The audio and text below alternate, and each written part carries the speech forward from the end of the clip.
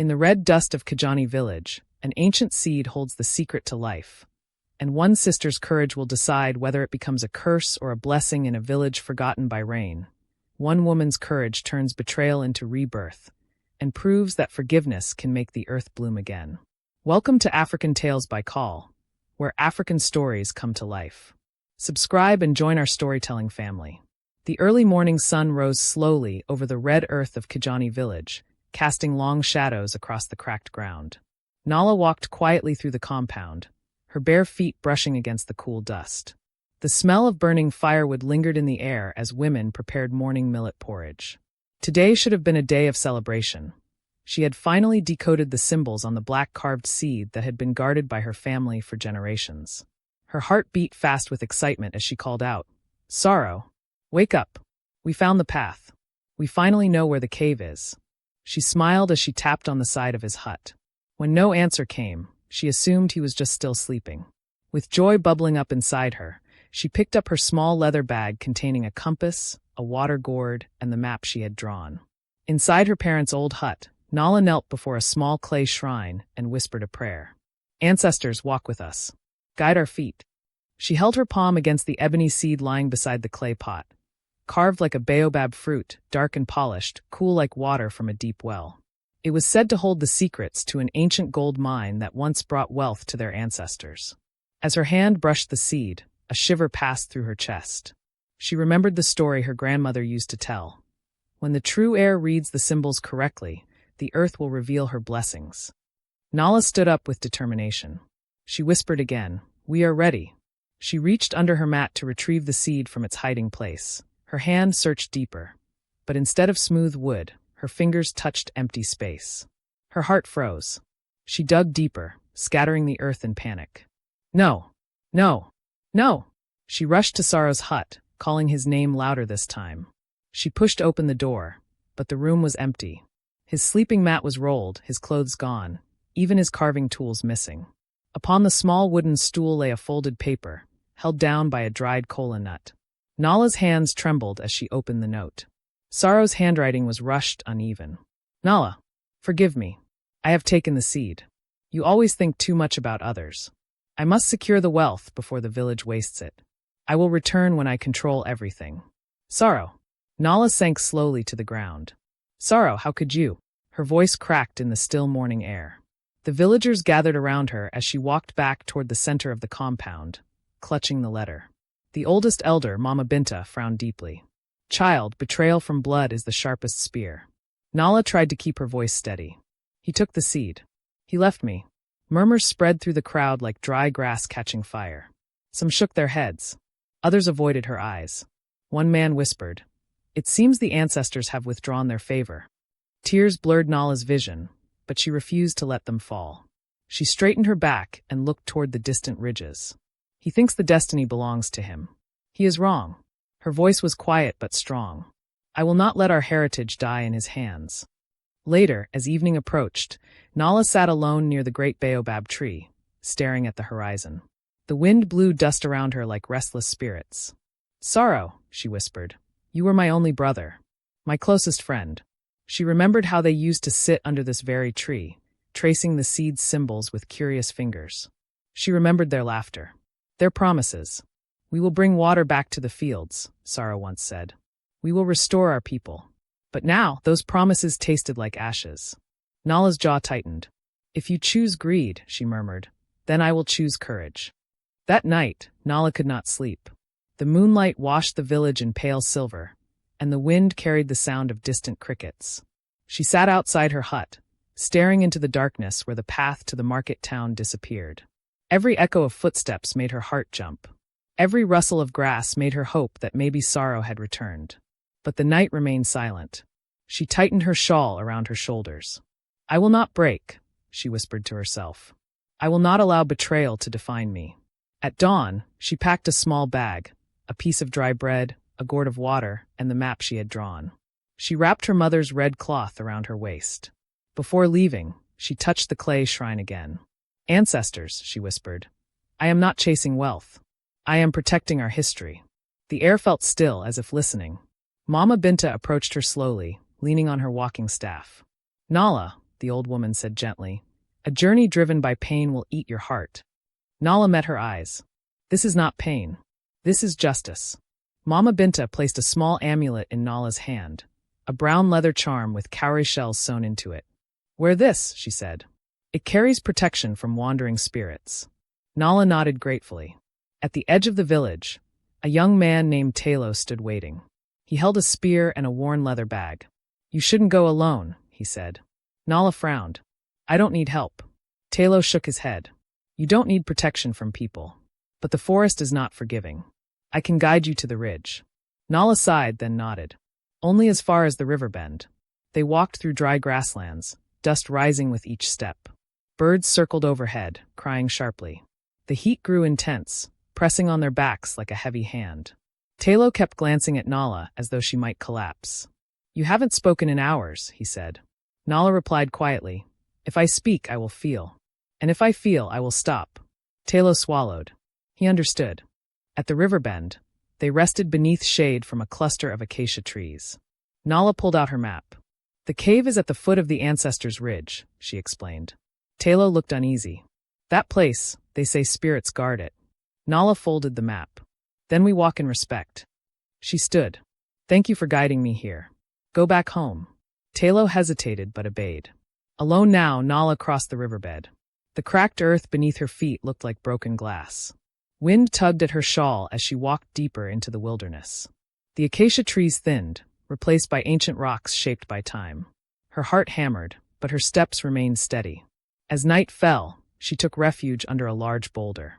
She lit a small fire and chewed on dry bread. She looked at the sky filled with stars. Sorrow, she whispered to the darkness. You were supposed to walk beside me. You were supposed to believe in our people. A tear slid down her cheek, but she wiped it away with the back of her hand. In the middle of the night, a sound awakened her, footsteps. Soft. Slow. Nala gripped a broken piece of branch. The footsteps stopped. A soft voice called out, Peace, traveler. A robed stranger stepped into the faint firelight. His face was hidden beneath a hood. You shouldn't be in these lands, he said. Nala kept her distance. Who are you? The stranger lifted his hood slightly, revealing calm eyes. A watcher of these lands. He pointed toward her bag. You seek something that belongs to the earth. Nala straightened her shoulders. My brother stole what belonged to our ancestors. I will take it back. The stranger studied her silently. Be careful. Those who chase greed often lose themselves, and those who chase betrayal often lose their soul. Before she could answer, he turned and disappeared into the night. The fire flickered wildly, as if disturbed by an unseen force. Nala sat frozen, wondering if he was real or a spirit summoned by her anger. She closed her eyes and whispered, I will not turn back. Morning came harsh and bright. She continued her journey until she reached the foot of Ancestors' Ridge, a towering wall of rock rising sharply from the earth. Nala's breath caught in her throat. The carvings from the seed symbols were etched faintly into the stone. This is it, she breathed. She placed her palm against the carvings. For a moment, the rock felt cold. Then it warmed, pulsing softly like a heartbeat. A narrow crack appeared. Dust fell. The rock shifted. A hidden entrance slowly opened. Nala stepped back in shock. The stories were true, she whispered. Inside the cave, torches lit themselves as she walked deeper. The walls shimmered with traces of gold, like veins glowing within stone. Her heart thumped loudly. She thought of sorrow. If he had walked with me, she murmured, we would have shared this moment. But as she moved deeper into the cave, she heard metal striking rock. Someone was digging. Nala's stomach twisted. She stepped closer, her breath shaky. The flickering torchlight revealed a familiar figure. Sweat dripped down his face. Muscles strained as he swung a pickaxe. It was Sorrow. Sorrow! Nala's voice cracked through the air. He stopped, turned, and for a moment, just one fragile moment, his cold expression softened. Nala? How did you? She stepped forward. You stole our legacy. You abandoned our home. He dropped the pickaxe with a clatter. You wouldn't understand, Sorrow said, his voice strained. Do you think the village cares about us? They will waste everything. I will control the gold. I will build our future. Nala shook her head. You mean your future? Not ours. Not the village. Sorrow's jaw tightened. Weak hearts share. Strong hearts take. Nala's eyes filled with hurt. We were supposed to do this together. Sorrow laughed bitterly. You dream too small, Nala. You think like a villager. I think like a king. She stepped closer. A king does not steal from his own blood. His expression hardened. Sorrow pulled out the onyx baobab seed and held it tightly. This seed listens to power, he said. Not compassion. Nala stared at the seed, feeling the weight of her ancestors pressing on her shoulders. That seed was never about power, she whispered. It was about responsibility. Suddenly, the ground trembled. Dust fell from the ceiling. Golden dust burst from the walls, swirling like angry spirits. Sorrow's eyes widened. What is happening? Nala steadied herself. The ancestors are watching, she said. And they know your heart. The cave rumbled like thunder. The shaking grew stronger. Nala grabbed the edge of a rock for balance. Sorrow stumbled, still clutching the onyx seed tightly in his fist. The torch flame stretched unnaturally, as if wind rushed through the tunnel, except there was no wind. A deep voice echoed, not from one place, but from everywhere. Greed blinds the heart. Greed buries the soul. Sorrow's eyes widened with fear. Did you hear that? Nala felt a strange calm wash over her. The cave is alive, she whispered. The seed is reacting to your heart. Sorrow shook his head violently. No, this cave reacts to power. He lifted the seed, and the carvings on it glowed faintly. The shaking intensified, sending small stones raining to the floor. Nala stepped forward. Put it down, Sorrow. Please. Sorrow pointed toward a golden vein in the wall. We are standing on wealth that could change everything. We could build cities. We could rule the region. Nala stared at him, seeing someone she no longer recognized. Rule, she whispered. We were meant to restore. He glared. You think too small. The cave suddenly cracked open at Sorrow's feet. He gasped and jumped back.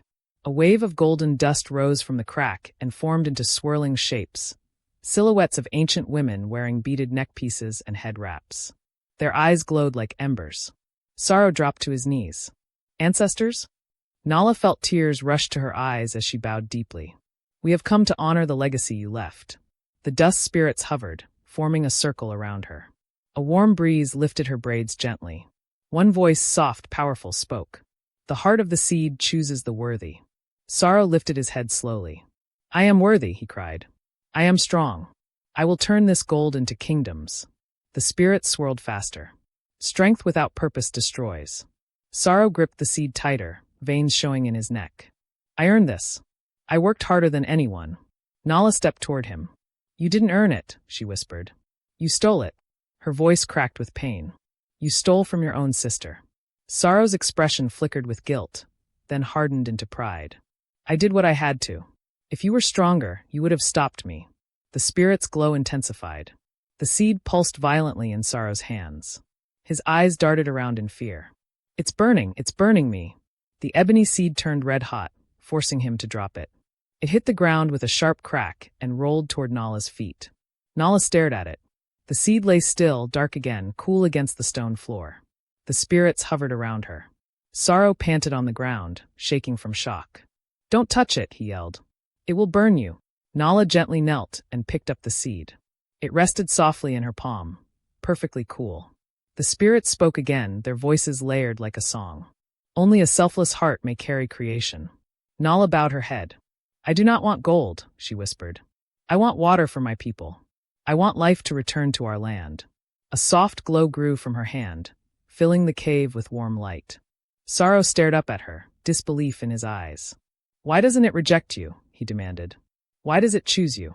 Nala looked at him with compassion, not pride. Because I never wanted it for myself. Sorrow shook his head slowly. His voice broke. I just wanted more. The spirits drifted toward him. One reached out and gently touched his forehead. He flinched, expecting pain, but peace washed over his face. Release your hunger, child. For the first time since the betrayal, Sorrow's expression shifted to vulnerability. Nala, he whispered. I was afraid of being nothing. Nala sat beside him. You were never nothing, she said softly. We are enough when we stand together. She extended her hand. Sorrow stared at it, torn between pride and longing. Finally, he placed his shaking hand in hers. I don't know how to fix what I broke. Nala squeezed his hand gently. Then begin by walking beside me. He nodded, tears disappearing into the dust on his cheeks.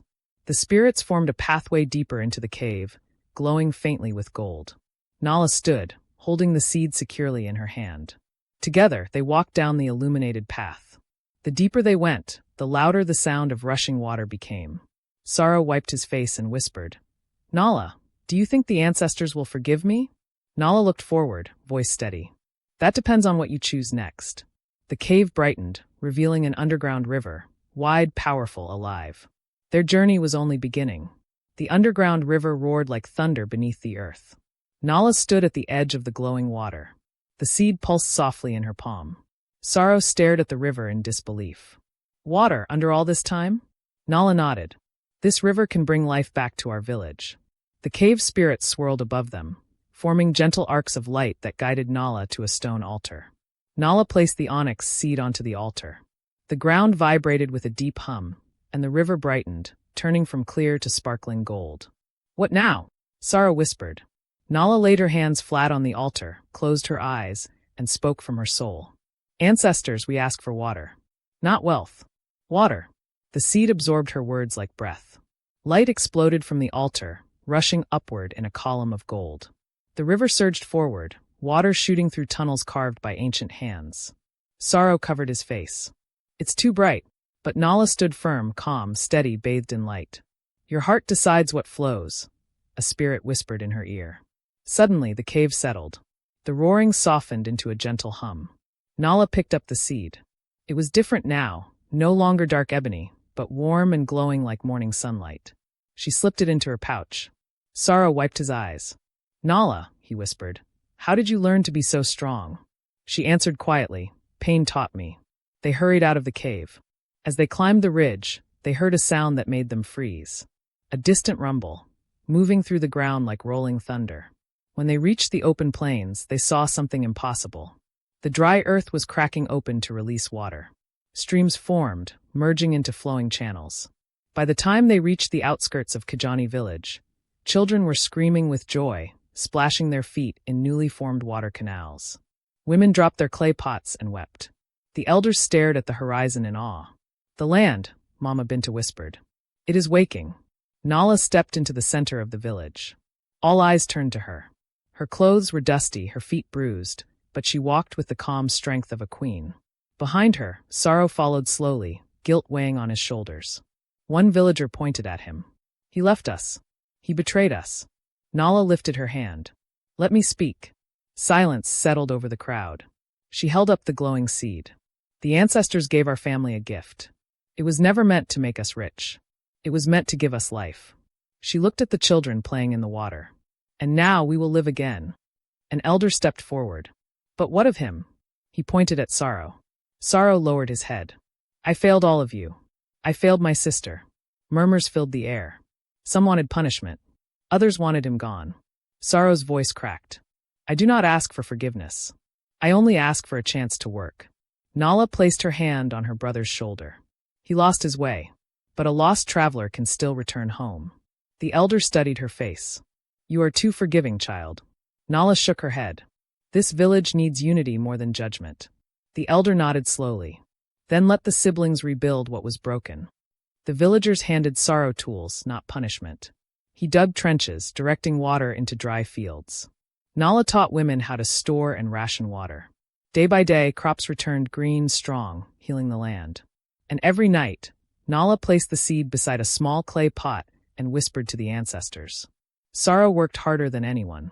He carried heavy logs, repaired broken fences, and planted crops long after the sun sank below the horizon. Some villagers softened toward him. Others remained distant. But Nala always made sure he ate, made sure he rested. She never let him walk alone. One evening, Sorrow sat beside the river that now flowed through the center of the village. "Nala," he said quietly, "I don't know how to thank you." She smiled gently. "You don't need to. Just stay." He turned toward her. "Why didn't you give up on me?" Nala looked at the flowing water. "Because blood does not stop being blood." When harvest season came, the village celebrated with drumming and dancing. For the first time in years, there was enough food for every family. Children wore garlands of fresh flowers. Women carried baskets overflowing with sorghum and groundnuts. The air smelled of roasted maize and palm oil stew. During the feast, Mama Binta called Nala forward. "You have shown wisdom beyond your years. The ancestors are proud." She placed a crafted necklace around Nala's neck, beads of gold and wood intertwined. From this day, you are not only a daughter of Kijani. You are its life-bearer. Sorrow watched from the crowd, eyes shining. He approached slowly, holding a gift wrapped in cloth. I fixed this, he said nervously. Nala opened it. Inside was her mother's old wooden bracelet, repaired with care. She touched it gently. Thank you. Sorrow swallowed hard. I am learning to be the brother you deserved. As night fell, the villagers lit lanterns and placed them in the river. The glowing lights floated gently across the water like stars resting on the earth. Nala stood with Sorrow at her side. They watched the lanterns drift away, carrying their pain with them. Nala pulled the onyx seed from her pouch. It glowed faintly like a sleeping ember. She held it over the river. The journey is complete, she whispered. Let the seed rest. She released it, and the seed floated away, drifting with the lanterns. Sorrow watched silently, knowing some journeys are meant to end. The river carried the seed into the darkness. Nala felt no fear, no loss, only peace. Sorrow exhaled shakily. You healed more than the land, he said softly. You healed me. Nala smiled, eyes reflecting lantern light. We healed each other. Months later, Kijani village was green again. Crops swayed like waves in the wind. The river flowed strong and steady. Children laughed as they ran through tall grass. And on quiet evenings, when the sun dipped low, Nala sat beneath the baobab tree. People said that when the wind blew just right, they could hear distant voices, the ancestors whispering blessings. Nala closed her eyes and smiled. She had lost everything but found something greater: purpose, unity, and the strength to forgive. The land healed. Her heart healed. And the legacy lived on. Please subscribe and share our story.